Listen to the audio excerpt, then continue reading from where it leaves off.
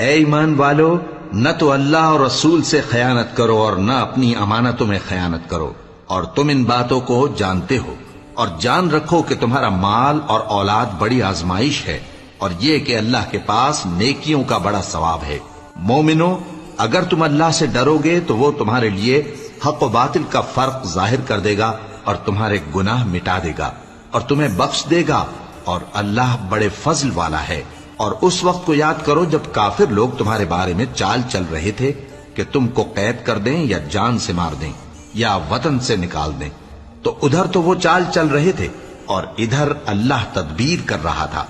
اور اللہ بہترین تدبیر کرنے والا ہے۔